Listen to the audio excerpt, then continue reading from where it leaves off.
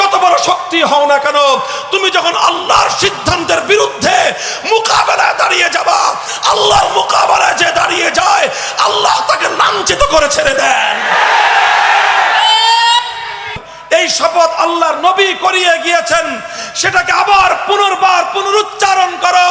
সেটা হলো সমস্ত আলেম ওলামা যখন একমত হয়ে কোনো সিদ্ধান্ত ঘোষণা করবেন, সমস্ত আলেম যখন কোনো বিষয়ে একমত হয়ে যাবে, সেই বিষয়টা আমার যতই অপছন্দের হোক না কেন, সেই বিষয়টা আমার রাজনৈতিক মতাদর্শের ভিন্ন মত হতে পারে, আমি যদি ইমানদার হয়ে থাকি সব কিছুর ঊর্ধ্বে উম্মতের ওলামায়ে কেরামের ঐক্যবদ্ধ সিদ্ধান্তকে আমি প্রাধান্য দিব।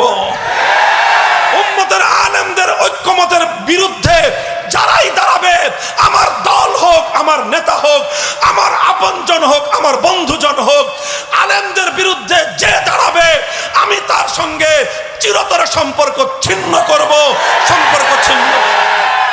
কাজেই উম্মতের আলেম ওলামা সবাই মিলে যেখানে, উম্মতের আলেমগণ ঐক্যবদ্ধভাবে যেখানে, আল্লাহ পাক কবুল করুন। কখনো কখনো এমন সিচুয়েশন তৈরি হবে, তখন তোমার দিকে লক্ষ লক্ষ উম্মত তাকিয়ে থাকবে যে দেখি এবার ওই আলেম, ওই হুজুর হকের ঝান্ডাটা সমুন্নত রাখতে পারেন কিনা। তোমার দিকে তাকিয়ে থাকবে গোটা বিশ্ববাসী, তোমার দিকে তাকিয়ে থাকবে গোটা দেশবাসী, তোমার দিকে তাকিয়ে থাকবে গোটা উম্মত।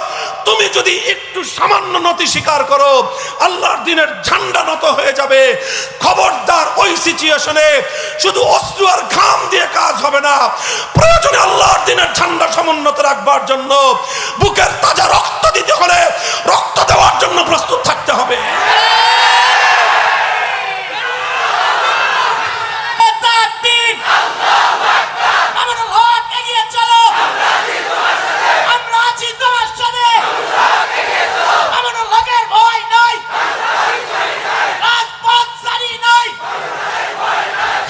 মামুনুল হক এগিয়ে গেলে কাজ হবে না।